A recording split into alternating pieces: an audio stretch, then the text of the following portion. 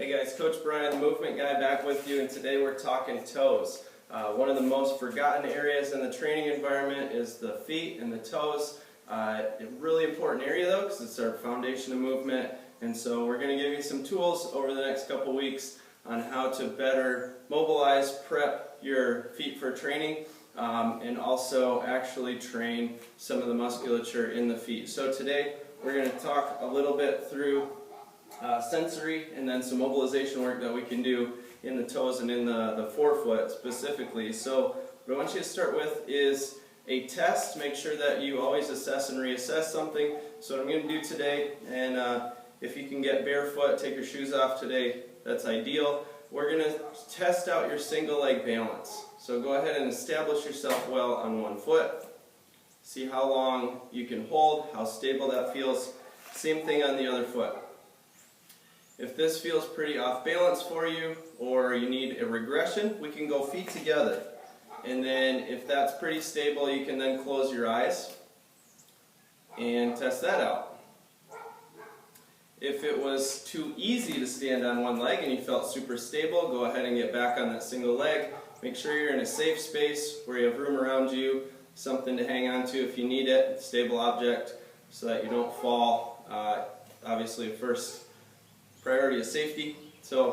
But if you're stable here on one leg, you can close your eyes, test that out, and see how long you can stand single leg, eyes closed. That would be a progression from the single leg, eyes open.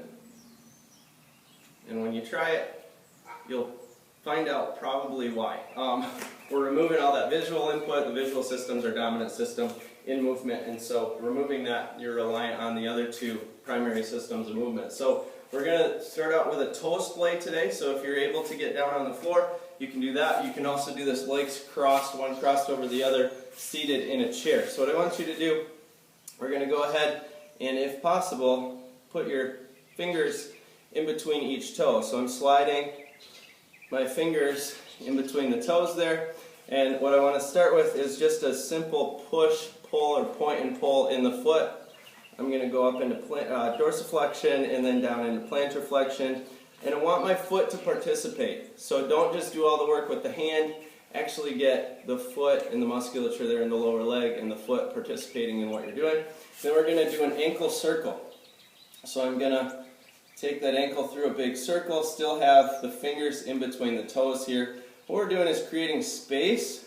We're allowing those joints in the forefoot some room to breathe, giving them a gentle mobilization here, and creating, again, some space or separation in an area that often gets really tight, kind of compressed, locked up, and jammed. There's so many joints in the foot, about a quarter of the joints in the whole human body are in the feet and the toes. So from there, we're going to take the hands on the metatarsals, so up by the big toe, right behind it rather, and then behind the pinky toe, and just do this gentle side-to-side mobilization. So I'm going to push with one hand, pull with the other, and then vice versa. Let's go ahead and work on that other foot.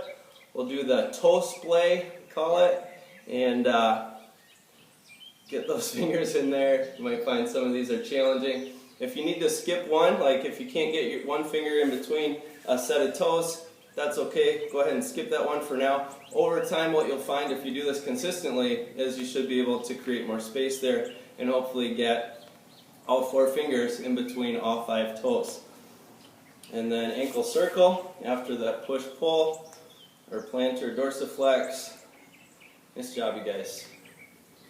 Alright, so from the ankle circle, remembering to keep that ankle joint active, lower body active in what we're doing. A little bit of metatarsal mobilization. Gotta love it. Different kind of M&M for you. Not the candy, but little metatarsal mob for you today. So from there, let's do a little sensory. You could test your balance right away after that. See, hey, on my progression that I did, whatever variation you did previous, how is it? Does it feel more stable? Good time to reassess. Now we're going to move into a little bit of sensory. So I have a ball with just some knobs on it, kind of like a sensory ball. You could use something as simple as a tennis ball, lacrosse ball. I like something a little bit a little softer, so the tennis ball and this ball have a little give to it. So at first we're kind of starting out with a gentle mobilization and also some sensory work. So with this, I'm just going to gently roll the ball across the medial arch here between the big toe and the heel on the inside of the foot.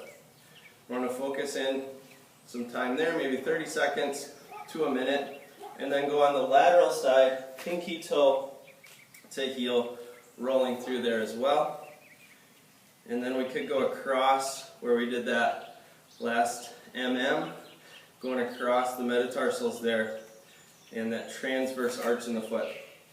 Same thing on the other foot, spend some time there, 30 seconds or so.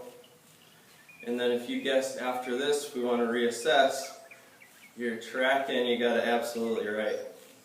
Also really valuable, there's been studies on doing sensation work on the top of the foot as well, and they found that people improve foot function and improve their balance through adding sensory as well to the top of the foot. So we could spend 30 seconds also taking that ball and gently rolling across the top of the foot as well. We got sensory, we did a little bit of mobilization, some motor work there, movement work where your lower leg is participating in those ankle circles and pointing and pulling the foot and the toes. Let's go back to balance and reassess and see how you did today. And so if you have a difference there in your balance ability, we definitely want to make note of some of these exercises and come back and use them in your warm-up. Use them consistently, maybe just throughout the day. 2 or 3 times a day can be ideal. If you do it once a day and that's all you're going to do, start with that. So for me, eyes closed, single leg, notice a little shift, especially on the right foot, some improvements there. So hopefully you notice the same. Let us know in the comments how it went, and we'll talk to you soon.